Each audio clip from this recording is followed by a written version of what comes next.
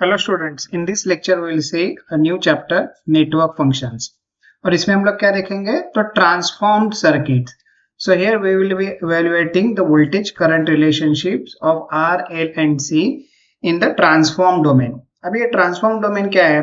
अभी तक आपने ट्रांजिएंट एनालिसिस किया तो उसमें वो टाइम डोमेन था, means everything is dependent on time. अभी टाइम से अपने को फ्रीक्वेंसी डोमेन में जाने का है। तो फ्रीक्वेंसी डोमेन में हम लोग लेटर यूज करते हैं एफ, बट एफ नहीं इधर लिखेंगे, हम लोग लिखेंगे एस। तो ये एस कौन सा है? तो एक लाप्लास ट्रांसफॉर्म करके आता है, तो लाप्लास डोमेन में हम लोग एस यूज करते हैं। सो उस लाप्लास डोमेन को हम लोग फ्रीक्वेंसी डोमेन भी बोल सकते हैं। सो टी से आपको एस में ट्रांसफर करने का है। और एस का क्या रिलेशन है? S is nothing but J omega. ये तो मैंने खाली आपको बेसिक बता दिया है। अभी हम लोग एक्चुअल में कैसे सॉल्व करने का वो देखेंगे। तो फर्स्ट रेजिस्टर। सो रेजिस्टर के लिए क्या रिलेशनशिप है between voltage and current? You have applied voltage V of T over here and current is flowing, that is I of T. अभी इसका जब भी आप फ्रीक्वेंसी डोमेन में कन्वर्ट करोगे सो वी ऑफ टी के बदले आपको लिखने का वी ऑफ एस, तो इधर आ जाएगा वी ऑफ एस। करंट क्या फ्लो होगा तो उसको हम लोग डिनोट करेंगे आई ऑफ एस। ये ध्यान में रखिए, when you are showing the AC quantities in time domain, you have to use small letters over here. V, I, these are represented using small letters. While in frequency domain, these quantities are represented by capital letters. अभी ये R के बदले क्या होगा? सो ये भी R ही रहेगा। सो इसका रिलेशन भी सिंपल हो जाएगा। This voltage is nothing but I of S into R. So that I have mentioned over here. V of S is equal to R into I of S. तो ये resistor के लिए तो simple हो गया है। अभी इंडक्टर और कैपेसिटर में क्या हो जाता है?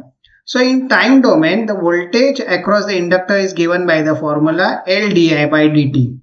अभी इसको आप जब ट्रांसफॉर्म करोगे तो v ऑफ t के बदले आ जाएगा v ऑफ s, और d i ऑफ t के बदले या रादर i ऑफ t के बदले आ जाएगा i ऑफ s। तो ये SL कैसे आ गया? तो इधर एक्सप्लेन करने के लिए दो वेज है। सो फर्स्ट वे क्या है? सो लाप्लास ट्रांसफॉर्म का ये प्रॉपर्टी रहता है कि कोई भी डिफरेंशियल d ऑफ dt है तो उसको आपको रिप्लेस करने का रहता है बाय s, लेटर s। अगर इंटीग्रेशन है तो 1 बाय s से रिप्लेस करने का है। बट इधर मैं डेरिवेटिव की क्यों बात कर रहा हूँ? क्योंकि इधर d बाय dt है। सो सिंपल है, ये d ऑफ dt के बदले क्या आ जाएगा? s। सो ये देखो v ऑफ t का हो जाएगा v ऑफ s, l वैसे ही है, और d बाय dt के बदले आ जाएगा s, और i ऑफ t के बदले आ जाएगा i ऑफ s। सो ये रिलेशन आपको मिल गया। अभी इससे आप ये डायग्राम कैसे बना दोगे? तो ये v ऑफ t है, here you will have v of s, here you will have I of s, but इधर अभी इंडक्टर था L था, here you will have s into L। तो ये रिलेशन आ जाएगा। देखो v of s is nothing but I of s into sl। Second way कैसा है? तो इंडक्टर जो इंडक्टिव रिएक्टेंस रहता है XL, ये हम लोग ने डिफाइन किया है। XL का क्या फॉर्मूला है? 2 पाई एफ एल। आप 2 पाई एफ को क्या दिखा सकते हैं? Omega L. सो ये तो उसका इंडक्टिव रिएक्टेंस होगा जिसका यूनिट रहता है ओहम। लेकिन हम लोग लिखते हैं कभी भी जे एक्सएल, तो इधर अपने को आ जाता है जे ओमेगा एल। लास्ट स्लाइड पे मैंने आपको एक्सप्लेन किया है S is nothing but J omega, तो ये जे ओमेगा के बदले में एस लिख देता हूं, तो ये हो जाएगा एस एल। और ये क्या है? इंडक्टिव रिएक्टेंस है जिसका यूनिट ओहम है, और ओहम अभी जब भी यूनिट रहता है so it is a ratio of basically voltage to current. So V of S by of I of S is nothing but SL। So इससे आपको V ऑफ S का फॉर्मूला मिल जाएगा। So it is nothing but L into S into I of S। So ये same relation आ गया। तो ये आप दो वे से इसको एक्सप्लेन कर सकते हैं। एक आप डिफरेंशियल प्रॉपर्टी लेके आप एक्सप्लेन कर सकते हैं जो लाप्लास ट्रांसफॉर्म में या फ्रीक्वेंसी डोमेन में यूज होता है वो लेके, या सेकेंड प्रॉपर्टी आप इंडक्टिव रिएक्टेंस XL लेके आप उसको एक्सप्लेन कर सकते हैं।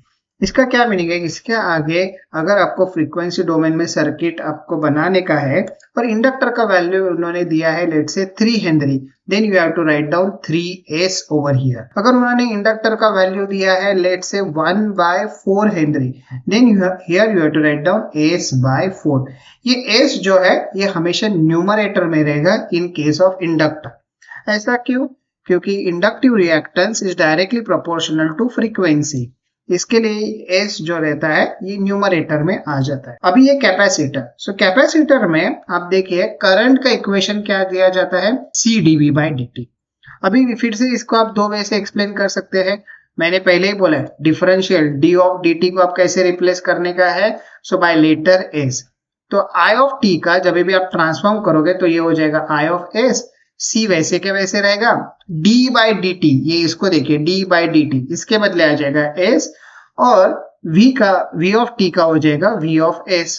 तो ये रिलेशन अपने को मिल गया, I of s is nothing but sc into v of s। Second में क्या है, कैपेसिटिव रिएक्टेंस कैसे डिनोट करते हैं, सो xc, और उसका क्या फॉर्मूला है 1/2πfc, लेकिन हम लोग लिखते हैं इधर माइनस jxc, सो ये फॉर्मूला हो जाता है -j/2πfc, और f का क्या फॉर्मूला है, इधर आ जाता है ओमेगा, सो ये हो जाएगा -j/ओमेगा। सो इसको आप और वैसे एक्सप्लेन कर सकते हैं, you can write this as 1/j⍵c।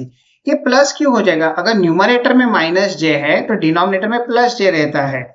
ये अगर आप दोनों साइड पे न्यूमरेटर और डिनोमिनेटर को j से मल्टीप्लाई करोगे तो क्या हो जाएगा, न्यूमरेटर में j स्क्वायर हो जाएगा और डिनोमिनेटर में एक j बचेगा, और j square itself is a -1, सो ये माइनस माइनस प्लस हो जाएगा and you will get 1/j⍵c। और ये है इन कैपेसिटिव रिएक्टेंस जिसका यूनिट क्या रहता है, ओम, and it is a ratio of voltage to current, so V of S by I of S। 1/j⍵ को आप क्या लिखने का है, S, so 1/SC is nothing but V of S by I of S। so इससे आपको relation मिल गया। देखिए V of S का क्या फॉर्मूला आ गया, रादर I of S का क्या फॉर्मूला आ गया, it is nothing but SC into V of S, या V of S का फॉर्मूला लिख सकते हैं 1/SC into I of S। I will prefer this formula because voltage is nothing but some resistance or you can say impedance into current, और ये Ohm's law का equivalent हो जाता है। इसके लिए ट्रांसफॉर्म करोगे ये सर्किट को तो इधर आ जाएगा V ऑफ S, ये वोल्टेज के बदले आ जाएगा V ऑफ S, करंट के बदले आ जाएगा I ऑफ S, और C के बदले आ जाएगा 1/S। इसका क्या मीनिंग है, सो अगर लेट्स से अगर कैपेसिटर का वैल्यू आपको 3 फैरेड दिया है, ये टाइम डोमेन में है, और अभी इसको आप ट्रांसफॉर्म डोमेन में करोगे तो आपको लिखना पड़ेगा 1/3s, c के बदले इधर 3 आ गया है।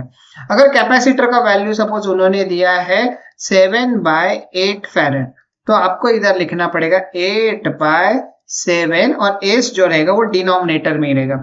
सो ये वैल्यू का आपको रेसिप्रोकल लेने का है और s आपको हमेशा डिनोमिनेटर में लिखने का है। So you remember this thing, when you are transforming resistor it will be represented as it is, when you are transforming inductor it will get transformed as S into L, and capacitor will get transformed as 1/SC. Okay, thank you.